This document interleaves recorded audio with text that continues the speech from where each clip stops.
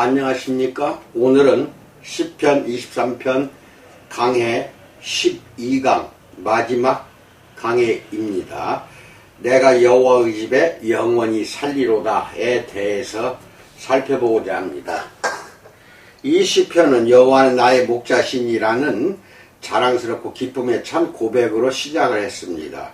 그리고 이제 내가 여호와 집에 영원히 살리로다 라는 똑같이 적극적이며 활기찬 선언으로 끝을 맺습니다. 여기에 자기 삶에 완전히 만족하고 자기가 받는 보살핌을 전적으로 흡족히 여기며 추호도 달리 더 바라는 것 없이 목자와 더불어 지극히 편안히 지내고 있는 양이 있습니다. 단순하고 직설적이며 다소 거친 목장의 언어로 표현하자면 이렇게 될 것입니다. 아무것도 영원히 나를 이 상태에서 떠나게 하지 못한다. 이 얼마나 좋은가 라고 표현할 수가 있습니다. 한편 목자편에서는 그동안 양떼에 대한 큰 애정과 헌신이 발전되어 왔습니다. 그는 양과 헤어지는 일은 꿈에도 생각하지 않을 것입니다. 건강하고 만족스러우며 번성하는 양들은 곧 그의 기쁨이요 또한 그의 소득입니다. 목자와 양 사이의 유대관계가 이처럼 강력하고 밀접함으로 참으로 영원한 관계라고 할 수가 있습니다. 본문에 사용된 집이라는 말은 대부분의 사람들이 덧붙이는 것보다 훨씬 더 넓은 의미를 지니고 있습니다. 보통 우리는 여호와의 집을 성전이나 교회 혹은 하나님의 백성들이 모이는 처소로 말합니다. 어떤 점에서는 다윗이 이 의미를 염두에 두었는지 모릅니다. 물론 사람이 여호와의 집에 살게 되는 것을 항상 기뻐한다고 생각하면 참으로 유쾌합니다. 그러나 시편 기자가 양의 입장에서 이 시편을 쓸 때에는 한 해에 걸친 양떼의 생활을 회상하면서 그것을 하나하나 자세히 서술하고 있다는 점을 항상 명심해야 합니다. 그는 우리를 데리고 북본부 목장의 푸른 풀밭과 쉴만한 물가로부터 골짜기 길을 거쳐서 고원 위의 여름 방목장으로 올라갔습니다. 가을이 오고 폭풍우와 눈보라가 몰아치자 양들은 다시 산 밑으로 내려와 고요하고 기나긴 겨울을 지내게 될 본부 목장으로 향합니다. 곧 주인 집의 풀밭과 우리와 헛강과 피난처로 되돌아옵니다. 목자의 빈틈없는 주의와 정성스러운 보살핌과 부지런한 관리가 있어야만 1년 44철 재난과 위험과 혼란 가운데서도 양들이 만족스럽게 지낼 수 있습니다. 내가 여호와의 집에 영원히 살리로다 라는 말은 바로 이 놀라운 평안과 만족감에서 나온 것입니다.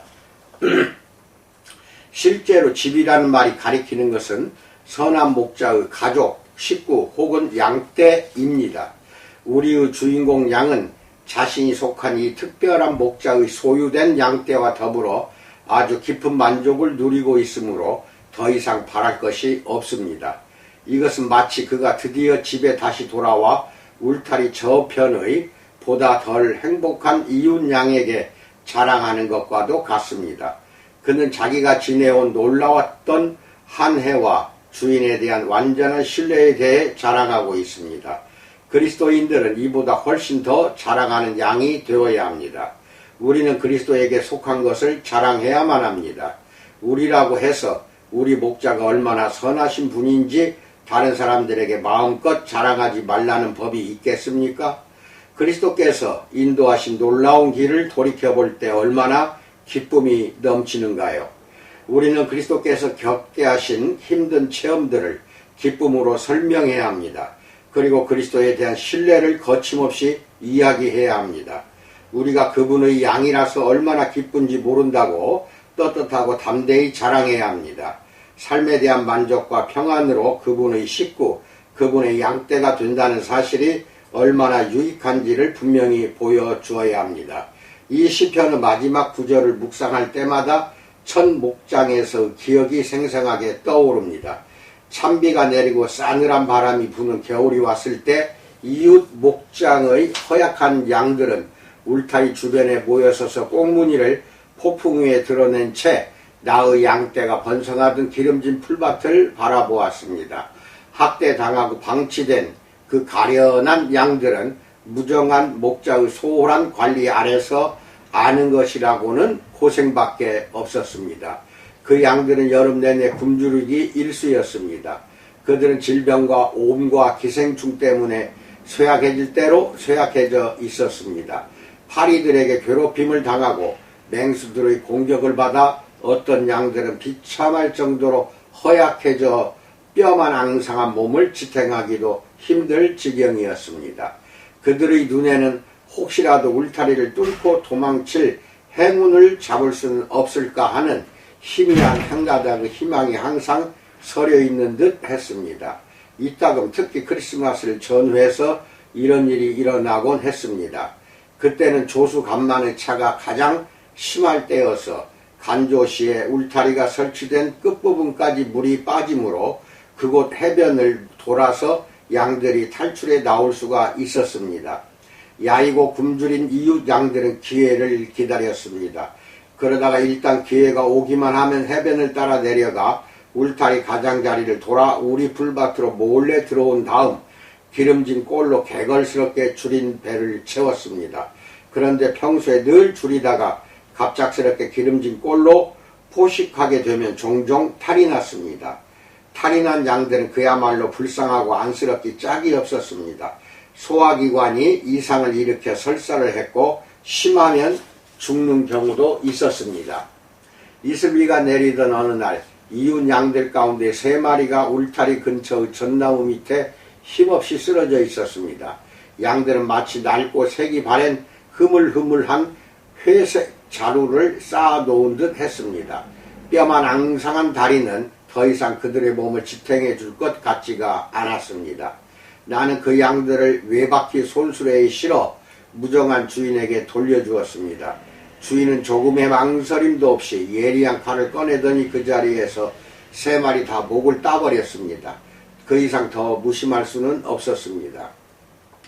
이는 수많은 사람들에 대한 소유권을 쥐고 있는 사탄의 모습을 그대로 보여주는 장면이었습니다. 바로 그 순간 양들이 우리로 들어가는 문으로 자신을 묘사하셨던 예수 그리스도의 생생한 설명이 뇌리에 번쩍 스치고 지나갔습니다. 이 불쌍한 양들은 나의 목장에 정당한 문을 통해 들어오지 않았습니다. 나는 그 양들을 들여놓은 적이 없었습니다. 그들은 나의 소유가 된 적이 없었습니다. 그들은 나의 지배권 아래로 들어온 적이 없었습니다. 만일 그랬더라면 그처럼 고생하다 무참히 죽지는 않았을 것입니다. 나의 관리 아래 들어온 순간부터 특별한 간호와 보살핌을 받았을 것입니다.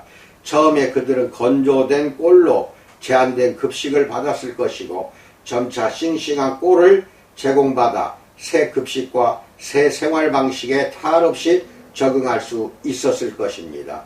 그러나 그 양들은 스스로의 힘으로 나의 목장에 들어오려고 했습니다. 그것은 재앙을 초래할 뿐이었습니다. 더욱더 슬픈 것은 이웃 양들이 어차피 죽게 되어 있다는 점이었습니다. 그들은 낡고 불모지로 변한 목장에서 그해 겨울에 굶어 죽을 운명에 처해 있었습니다. 그리스도에게서 떠난 자들도 이와 같은 운명에 놓여 있습니다. 옛 세상은 아주 낡은 목장과도 같습니다. 그리고 그 목장은 사탄의 무자비한 손아귀에 쥐어져 있습니다. 그는 사람들의 영혼이나 복지에 대해 전혀 무관심합니다. 그의 포악한 관리 아래에 있는 불모지 목장에는 하나님의 돌보심과 관심을 사모하며 그분의 집에 들어가고자 안간 힘을 쓰는 수많은 굶주린 심령들과 불만에 찬 수많은 영혼들이 있습니다. 하지만 하나님의 우리 안에 들어오는 길은 오직 하나밖에 없습니다. 그것은 곧 주인 되시는 선한 목자 예수 그리스도를 통하는 길입니다. 주님은 다음과 같이 담대히 선언하셨습니다. 요한복음 10장 9절에서 내가 문이니 누구든지 나로 말미암아 들어가면 구원을 받고 또는 들어가며 나오며 꼴을 얻으리라 라고 말씀합니다. 거의 매 순간 나는 울타리 저편에 있는 사람들과 어깨를 마주하고 있습니다. 내가 그들에게 끼치는 영향은 무엇인가요? 그들이 부러워할 만큼 내가 하나님과 동행하고 말씀을 나누며 살아감으로 인해 나의 삶은 평온하고 만족스러우며 밝게 빛나고 있는가요? 그들은 그리스도의 지배 아래에 속한 것에서 비롯되는 말할 수 없는 유익들을 나에게서 보고 있는가요? 그들은 나의 행실과 성품에 반영되어 나타나는 주님에 대해 깨닫고 있는가요?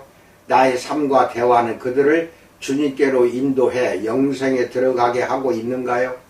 만일 그러하다면 그들 중 몇몇도 역시 여호와의 집에 영원히 살기를 사모하게 될 것입니다. 그리고 만일 그들이 그분의 정당한 소유권 아래 들어온다면 이것이 불가능할 이유는 전혀 없을 것입니다. 시편 기자가 양의 입장에서 말하는 아름다운 의미가 마지막으로 하나 더 있습니다. 그것은 내가 여호와의 면전에서 영원히 살리로다라고 번역한 확대역 Amplified Bible이라고 합니다. 확대역 본문에 소개되고 있습니다. 내 개인적인 생각으로는 이것이 하나님의 정성스러운 보살핌에 대한 찬미의식을 끝맺을 때 다윗이 마음에 품은 가장 의미심장한 취지였을 것 같습니다. 우리는 목양의 현장에 항상 목자가 있다는 개념뿐 아니라 양 또한 언제나 목자의 면전에 살기 원한다는 개념도 가지고 있습니다. 이 주제는 우리의 연구 주제를 관통합니다. 양에게 뛰어난 보살핌을 보증해 주는 것은 오직 결코 지칠 줄 모르는 목자의 빈틈없는 경계와 철저한 주의와 부지런한 노력입니다. 양의 입장에서는 목자가 거기 있다는 사실을 아는 것 자체가 안도감을 줍니다. 무의식 중에 대부분의 곤경과 위험을 개의치 않게 하는 동시에 평온과 안정감을 주는 것은 목자가 바로 곁에 항상 있다는 그 사실을 의식하는 마음입니다.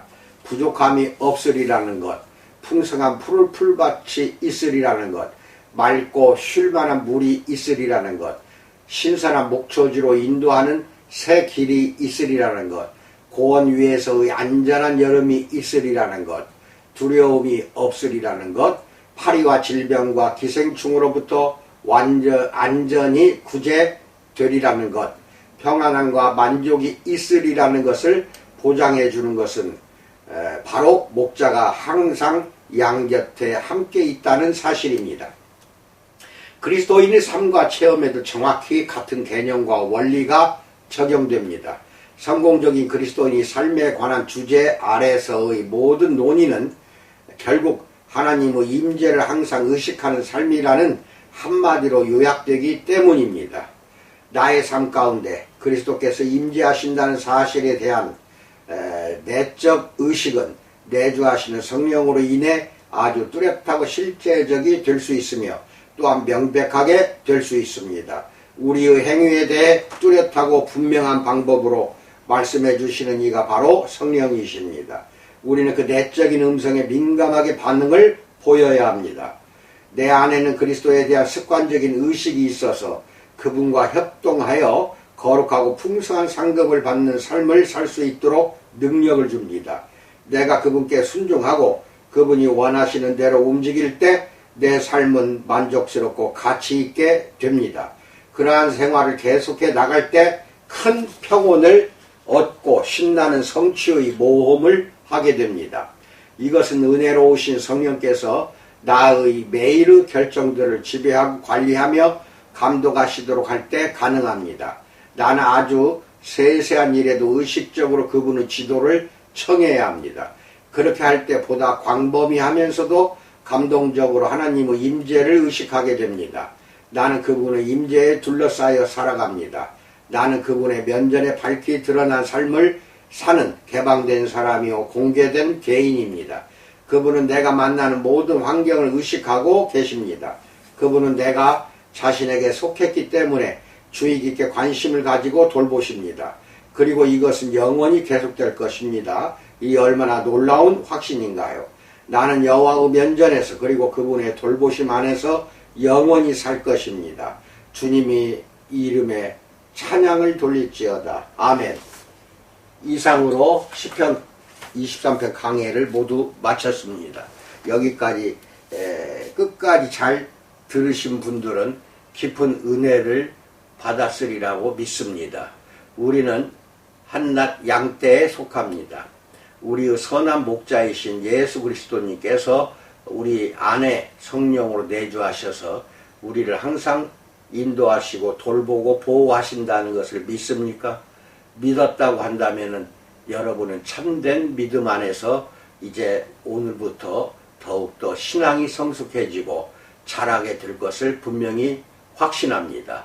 오늘 나머지 시간도 우리 주님의 임재 속에서 평안한 복을 누리기를 축원드립니다. 감사합니다.